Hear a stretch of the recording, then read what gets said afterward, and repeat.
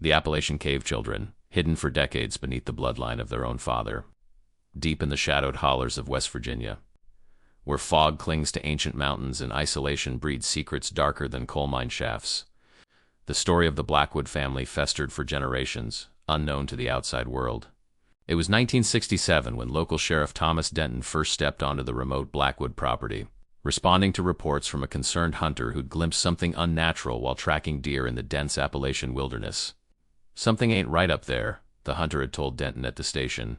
Saw children moving like animals behind the cabin, then disappearing into the mountain itself. The Blackwood land stretched across 50 acres of rugged terrain nestled against a limestone ridge in McDowell County. For decades, the family maintained minimal contact with nearby communities, appearing in town only to purchase essential supplies, their interactions brief and guarded. Elias Blackwood, the patriarch, was known for his unsettling gaze and the shotgun that never left his side. What Sheriff Denton discovered that autumn morning would haunt the region for decades to come, as we piece together court documents, medical records, and interviews with the few surviving witnesses. The disturbing truth emerges like a shadow from the mountain caves where it began.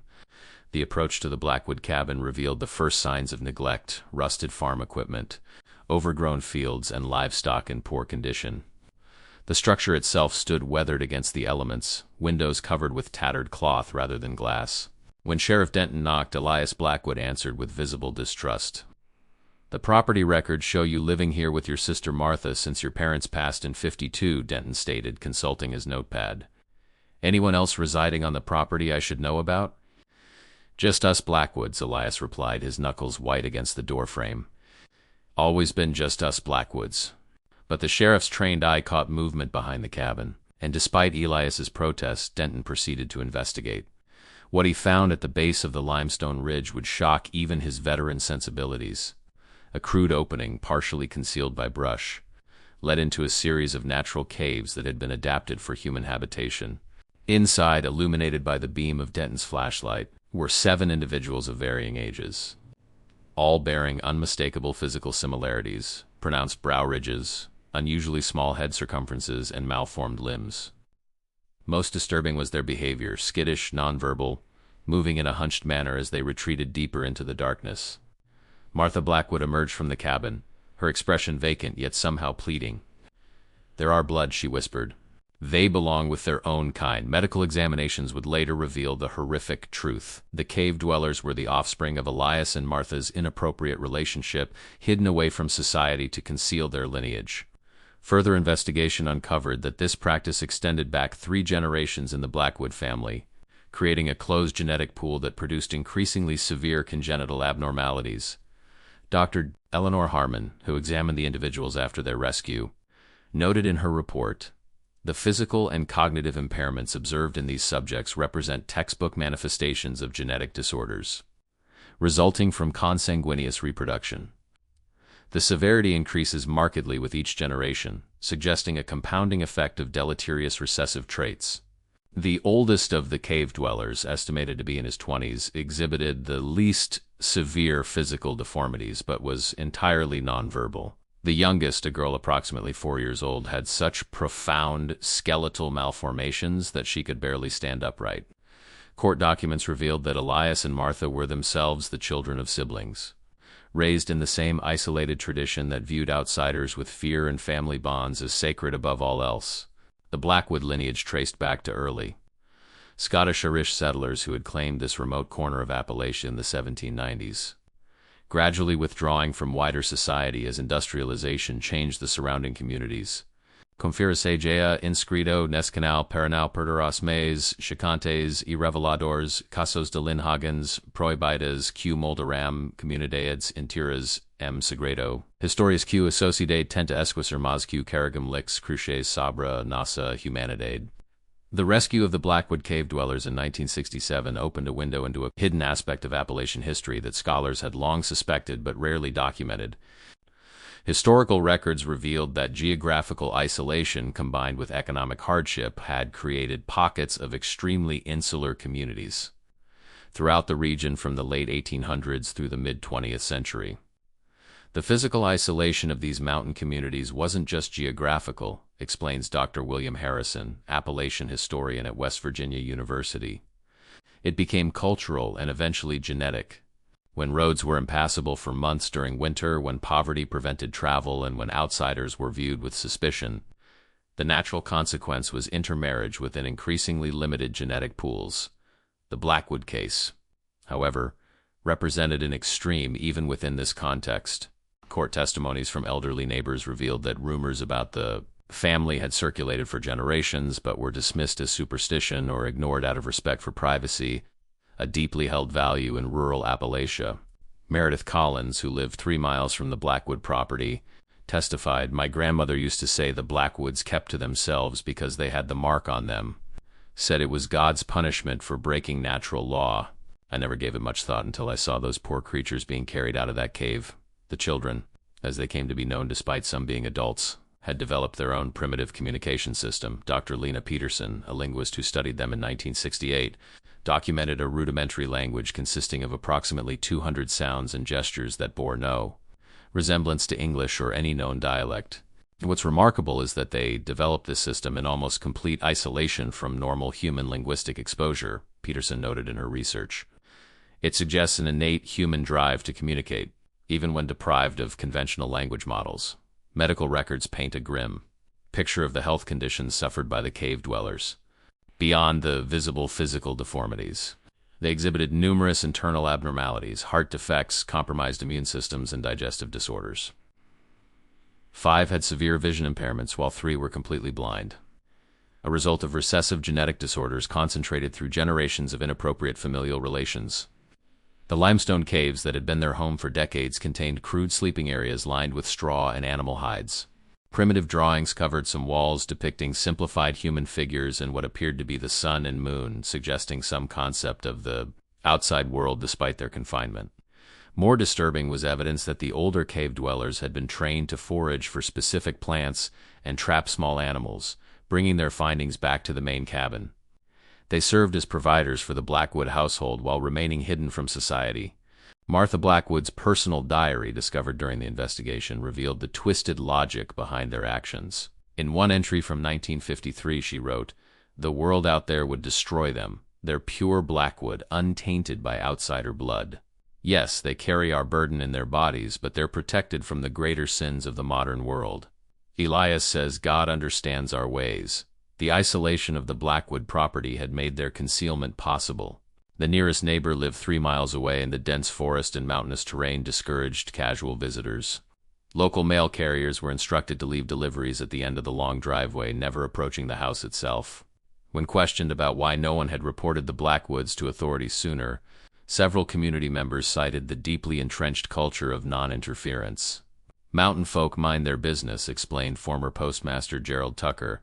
"That's how it's always been. You don't meddle in family matters, especially with folks like the Blackwoods who kept to themselves." The investigation also uncovered evidence that the Blackwood family's isolation was reinforced by local superstitions. Several older residents admitted to telling their children to avoid the Blackwood property because it was haunted or cursed, stories that served to both explain the family's strangeness and keep curious outsiders away. This cultural protection of privacy, combined with the remote location, had created the perfect conditions for the Blackwood tragedy to unfold undetected for decades. The legal proceedings against Elias and Martha Blackwood became a landmark case in West Virginia judicial history. In February 1968, both stood trial for multiple charges, including improper relations, concealment of births, child endangerment, and neglect. The courthouse in Welch overflowed with spectators, many of whom had traveled from neighboring counties to witness what newspapers had dubbed the Cave family trial. Prosecutor James Whitfield's opening statement set the tone. "What we are judging today isn't just 2 individuals, but a multi-generational crime against nature and humanity. The defendants not only engaged in behavior prohibited by our laws and moral code, but deliberately concealed the consequences of their actions, denying basic human dignity to their own offspring." Defense attorney Raymond Lewis took an unusual approach, arguing that the Blackwoods were themselves victims of their upbringing and isolation. "My clients are the product of a closed system that predates their birth," Lewis told the jury. "They knew no other way of life, no other moral framework. They believed they were protecting their children from a hostile world." Medical experts testified about the severe consequences of familial reproduction across multiple generations. Dr. Howard Jenkins, a geneticist from Johns Hopkins University, explained. What we're seeing in the younger individuals is a concentration of recessive genetic disorders that would normally occur in less than 1 in a million births. The probability of these conditions increases dramatically with each generation of closed reproduction, creating a cascade of compounding disabilities. Perhaps the most compelling testimony came from Dr. Caroline Fisher, who had worked closely with the rescued cave dwellers for 6 months at a specialized care facility in Charleston. Despite profound physical and cognitive challenges, these individuals demonstrate the fundamental human capacity for connection, Fisher stated. The oldest male, whom we call John, has learned 32 words and shows protective behavior toward the younger ones. The second oldest female, Sarah, hums the same melody each night at sunset, a behavior we believe relates to some ritual from their cave existence. If you're watching this right now and your heart aches for these innocent souls trapped by their own bloodline, type "they deserved better" in the comments below. Let their memory know someone finally sees their humanity. The jury deliberated for just 4 hours before returning a guilty verdict on all counts. Judge Harold Monroe sentenced Elias and Martha Blackwood each to 20 years in state prison, remarking, "This court cannot undo the damage inflicted upon these innocent lives, nor heal the generational wounds that led to this tragedy. We can only ensure that this chain of suffering ends here." The fate of the 7 cave dwellers became a complex challenge for the state. With no precedent for such a case, authorities struggled to determine appropriate long-term care. The 3 youngest, all under the age of 10, were placed in a specialized residential facility in Morgantown, where they received intensive medical care and rehabilitation therapy. The 4 older individuals, ranging from approximately 15 to 25 years of age, were initially housed in a state psychiatric hospital. Their adjustment to conventional indoor living was traumatic. Medical records note episodes of extreme distress when confronted with electric lighting, flushing toilets, and other modern conveniences. 2 attempted to escape repeatedly, trying to return to the mountain where they had spent their lives.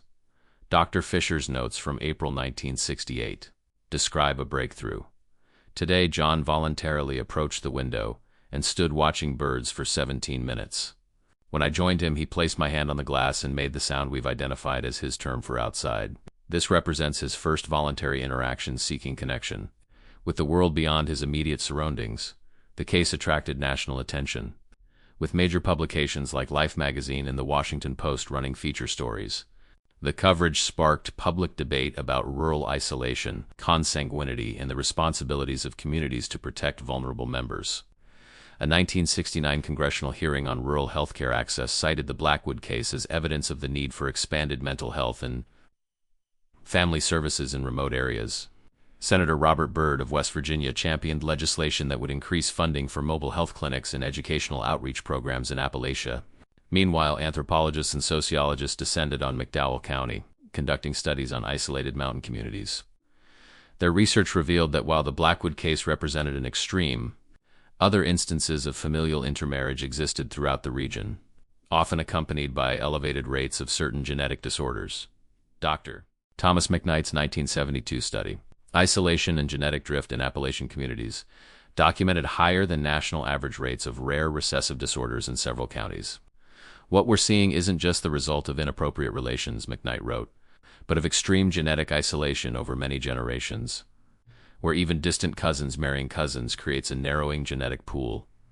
The Blackwood property was eventually seized by the county for unpaid taxes, and the cabin was demolished in 1971, though hikers occasionally reported finding remnants of the cave dwellings into the early 1980s.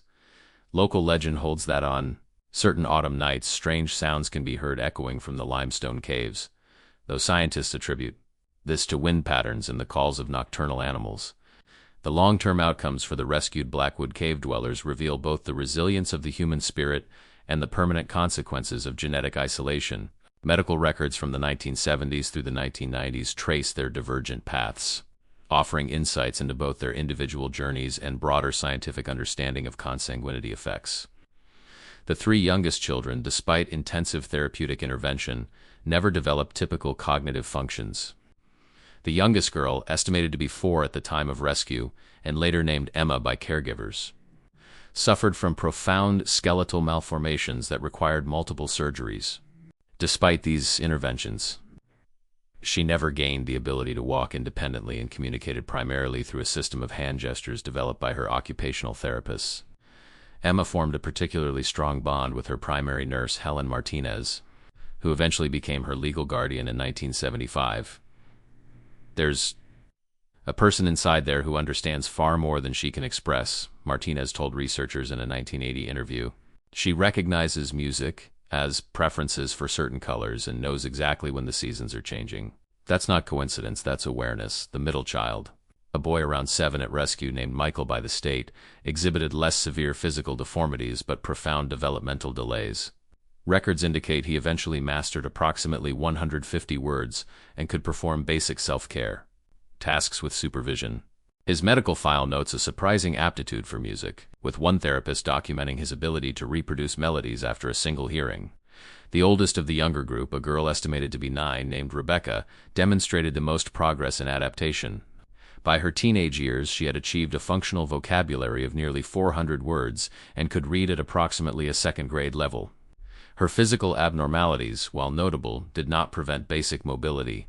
Rebecca's progress became a case study in several medical journals, examining the potential for neuroplasticity even after extreme early deprivation. The fate of the 4 older cave dwellers followed a more troubled path. Their longer exposure to extreme isolation and the more severe manifestations of genetic disorders limited their adaptation to conventional society. 2 remained institutionalized for the remainder of their lives at the Western State Hospital, where staff noted their preference for darkened rooms and tendency to retreat to small enclosed spaces during periods of stress. John, the oldest male, became the subject of particular interest to researchers studying language acquisition. Though never achieving conversational speech, he eventually understood several hundred words and developed a unique system of communication combining the cave-dwelling group's original signs with conventional gestures taught by therapists. Perhaps the most poignant story is that of Sarah, the second oldest female. After 5 years in institutional care, she was transitioned to a specialized group home in 1972, where she lived until her death in 1993 at an estimated age of 50. Caregiver notes describe her gradual adaptation to modern life, learning to use simple kitchen tools, developing a passion for gardening, and forming attachments to certain staff members. Sarah never spoke more than a few dozen words, but in her last years, she began creating intricate woven patterns using yarn and simple frames. Art therapists noted that the patterns incorporated symbols reminiscent of the cave drawings found at the Blackwood property, suggesting some form of cultural memory preserved despite her traumatic early life. The medical legacy of the Blackwood case contributed significantly to genetic research. Blood and tissue samples, collected with appropriate consent from their court-appointed guardians, provided valuable data for scientists studying the effects of consanguinity across multiple generations. A 1985 study published in the American Journal of Medical Genetics identified specific gene mutations present in all 7 individuals, documenting how these mutations had concentrated and expressed more severely with each generation. This research later informed genetic counseling protocols for communities with histories of familial intermarriage. Dr. Rachel Goldman, who studied the Blackwood genetics in the 1990s, explained, "What makes this case scientifically significant is that we can trace specific recessive alleles through a documented family tree, showing precisely how genetic disorders amplify when the same problematic genes converge repeatedly over generations. This has provided invaluable insights for predicting inheritance patterns in other isolated genetic populations." The psychological impact on the local community lingered for decades. Many residents of McDowell County expressed guilt over not recognizing or reporting the situation sooner.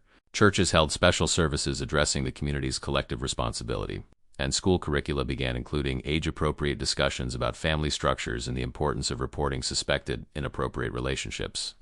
By the mid-1970s, both Elias and Martha Blackwood had died in prison, Elias from heart failure in 1972 and Martha from pneumonia in 1975. Neither ever expressed remorse, maintaining until the end that they had protected their offspring from a hostile world that wouldn't understand their ways. Prison chaplain Reverend Davis, who met regularly with Martha in her final years, reported her last coherent statement, "The mountains have always kept our secrets. They'll keep these too, long after I'm gone." The Blackwood case, now more than 50 years in the past, continues to reverberate through medicine, law, and Appalachian cultural studies. Its legacy can be measured not only in the changed lives of those directly involved, but in the institutional and social reforms it helped inspire. By the late 1970s, the story had become part of the curriculum at several medical schools, used to teach students about the genetic consequences of consanguinity and the ethical obligations of rural healthcare providers. The case study, typically titled Genetic Isolation in Rural America, the Blackwood Legacy, emphasizes the importance of recognizing signs of familial inappropriate relations, particularly in isolated communities. Dr. Margaret Chun, professor of medical ethics at the University of Pittsburgh, explains, "We use this case not to sensationalize, but to illustrate how medical professionals must balance cultural sensitivity with their duty to protect vulnerable individuals." The healthcare providers who interacted with the Blackwoods over decades missed critical warning signs because they were unwilling to broach culturally taboo subjects. Legal reforms followed as well. West Virginia and several other Appalachian states strengthened reporting requirements for suspected familial inappropriate behavior, with special provisions for healthcare workers, educators, and social service providers who serve isolated rural populations. The Blackwood Protocols, as they came to be known in social work circles, established guidelines for intervention in cases where geographical isolation may be concealing inappropriate family situations. These protocols emphasize community-based monitoring systems and regular wellness checks for families in remote areas. Perhaps the most profound impact has been on the collective memory and identity of Appalachian communities themselves. What was once hidden behind a code of silence and non-interference has become part of a broader conversation about the region's history and challenges. Documentarian Sarah Keller, whose 1997 film Shadows in the Hollow examined the Blackwood case and its aftermath, found that attitudes had shifted dramatically over 3 decades. The older generation still doesn't want to talk about it directly. They'll say things like that trouble up on Blackwood Ridge or those poor souls in the cave. But younger people are more willing to confront this aspect of regional history, seeing it as part of understanding their cultural inheritance rather than a shameful secret. Local historian James Campbell has documented how the area's folklore incorporated and transformed the Blackwood story. By the 1980s, mothers were warning children to stay away from Blackwood Ridge or the cave people might get you. It became a cautionary tale, a way of processing cultural trauma through folklore. In 2007, a small memorial was established in the McDowell County Historical Museum, commemorating the 7 individuals rescued from the caves. Rather than sensationalizing their condition or origins, the exhibit focuses on their humanity and resilience. A simple plaque reads, "In memory of the Blackwood children, whose lives remind us of our shared responsibility to protect the vulnerable among us." Of the original 7 cave dwellers, only 1 remained alive as of 2015, Rebecca, the youngest girl who had shown the most adaptation to conventional society. Now in her late 50s, she resides in a supported living community in Charleston, where she maintains a small garden and participates in an art therapy program. Though her speech remains limited, caregivers report that she has developed a rich emotional life and forms meaningful connections with staff and fellow residents. The medical samples collected from the Blackwood individuals continue to yield valuable data. In 2012, researchers using advanced genomic sequencing identified specific mutations that had contributed to their conditions, adding to scientific understanding of how recessive disorders manifest and concentrate through familial reproduction. This research has proven particularly valuable for genetic counseling in communities with histories of isolation. Dr. James Wilson, a geneticist who has worked with certain religious communities that practiced endogamy, notes, "The Blackwood genetic studies have given us precise models for predicting recurrence risks for specific disorders. This allows us to provide accurate counseling while respecting cultural practices and individual autonomy." Sociologist Dr. Patricia Morley, who has studied changing attitudes toward consanguinity in rural America, observes, "The Blackwood case represents the extreme end of a spectrum that was once more common than we like to acknowledge. As recently as the 1960s, marriage between first cousins was legal in many states and not uncommon in isolated communities.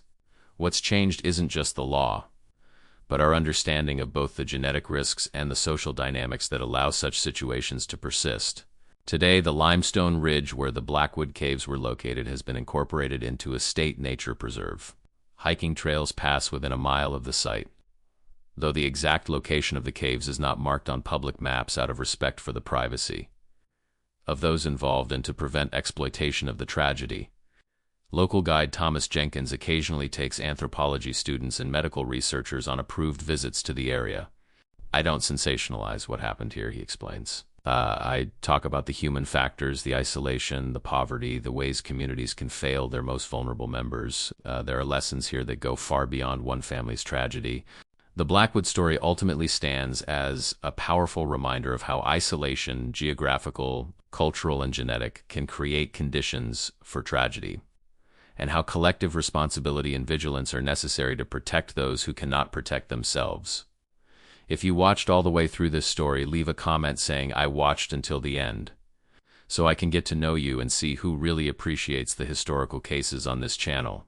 Don't forget to subscribe to uncover more hidden family histories that shaped America's shadow communities.